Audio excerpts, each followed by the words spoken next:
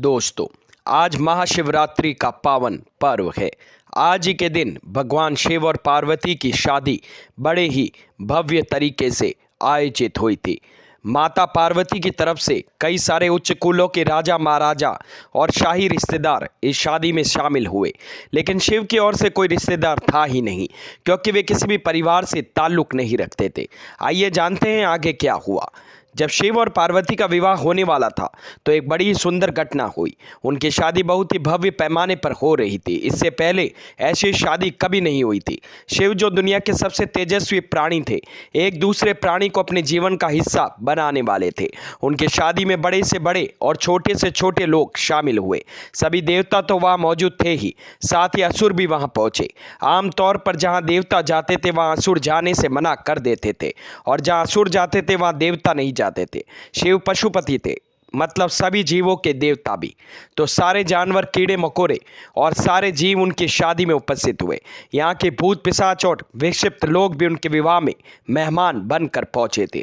उनके आपस में बिल्कुल नहीं बनती थी, मगर यह तो शिव का विवाह था, इसलिए उन्होंने अपने सारे झगड़े भुलाकर एक बार अपने साथ में आने का उन्होंने मन बना लिया। शिव पशुपति है, मतलब सभी जीवों के देवता। तो सारे जानवर, कीड़े मकोड़े और सारे जीव उनकी शादी में उपस्थित हुए। यहाँ तक कि भूत पिशाच और विक्षिप्त लोग भी उनके विवाह में मेहमान बनकर यहाँ पहुंचे। यह एक शाही शादी थी, एक राजकुमारी की शादी हो रही थी, इसलिए विवाह समारोह में पहले एक अहम समारोह होना बाकी था।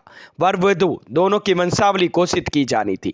एक राजा के लिए उसकी वंशावली सबसे अहम चीज़ होती है, जो जीवन का सबसे गौरवान्वित पल होता है। तो पार्वती का वंशावली का बखान खूब धूमधाम से किया गया। यह कुछ देर तक चलता रहा। आखिरकार जब उन्होंने अपने वंश के गौरव का बखान खत्म किया तो वे उस ओर मुड़े जिधर वर शिव बैठे हुए थे। सभी अतिथि इंतजार करने लग गए कि वर की ओर से कोई उठकर शिव के वंश के गौरव के बारे में बोलेगा, मगर किसी ने एक शब्द भी नहीं कहा। वधू का परिवार ताज्जुब करने लग गया। क्या उसके खानदान में ऐसा कोई नहीं है जो यह बता सके कि वे किस वंश से है?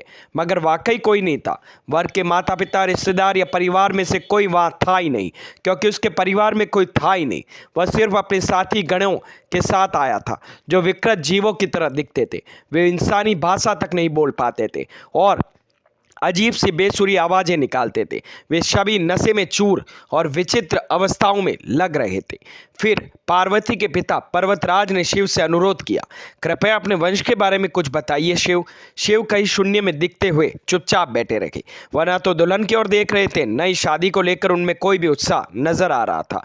वह बस अपने गणों से घिरे हुए बैठे रहे और शून्य में घूरते रहे। वधु पक्ष के लोग बार बार उनसे यह सवाल पूछते रहे, क्योंकि उनकी भी अपनी बेटी की शादी ऐसे आदमी से नहीं करना चाहते थे जिसके वंश का आता पता ही ना हो। उन्हें जल्दी थी, क्योंकि शादी के लिए शुभ मुहूर्त तेजी से निकला जा रहा था। मगर शिव मौन रहे। समाज के लोग, कुलीन, राजा महाराजा और पंडित बहुत घृणा से शिव की ओर देखने लग गए और तुरंत फुसफुसाहट शुरू हो गई। इसका वंश क्या है? यह बोल क्यों नहीं रहा है? हो सकता है इसका परिवार किसी नीच जाति का है और इसे अपने वंश के बारे में बताने में हमें शर्म आ रही है। फिर नारद मुनि, जो उस सभा में मौजूद थे, ने यह सब तमाशा देखकर अपनी वीणा उठाई और उसकी एक ही तार खींचते रहे।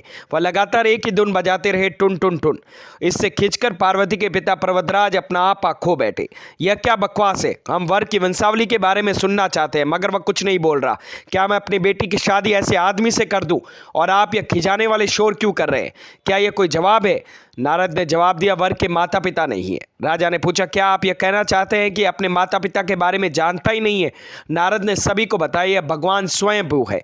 नहीं, इनके माता पिता ही नहीं है, इनकी कोई विरासत भी नहीं है, इनका कोई गोत्र भी नहीं है, इसके पास कुछ भी नहीं, इनके पास अपने खुद के अलावा कुछ नहीं है। पूरी सभा चकरा जाती है। पर्वतराज ने कहा, हम ऐसे लोगों को जानते हैं जो अपने माता या पिता के बारे में नहीं जानते। ऐसी दुर्भाग्यपूर्ण स्थिति हो सकती है, मगर हर कोई किसी न किसी में जन्मा है। ऐसा कैसे हो सकता है कि किसी का कोई पिता या माता ही ना हो? नारद ने जवाब दिया, क्योंकि यह स्वयंभू है। इन्होंने खुद की रचना की है। इनके ना तो माता है, न पिता है। इनका ना कोई वंश है, न परिवार या किसी परंपरा से ताल्लुक नहीं रखते। न ही उनके पास कोई राज्य है। इनका ना तो कोई गोत्र है, ना ही कोई नक्षत्र, ना कोई भाग्यशाली तारा इनकी रक्षा करता है। यह इन सब चीज़ों से परे है। यह एक योगी है। इनके सारे अस्तित्व को अपना एक हिस्सा बना लिया है। इनके लिए सिर्फ एक वंश है, ध्वनि।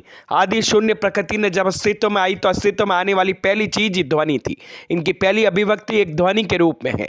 ये सबसे पहले एक ध्वनि के रूप में प्रकट हुए, इससे पहले ये कुछ भी नहीं थे। यही वजह है कि मैं ये तार खींच रहा हूँ। तो दोस्तों, कैसी लगी मेरी ये जानकारी? अगर मेरी ये वीडियोस आप लोगों को पसंद आते हैं तो प्लीज़ लाइक शेयर सब्सक्राइब करना ना भूलें और हाँ, कमेंट करना भी ना भूलें। धन्यवाद।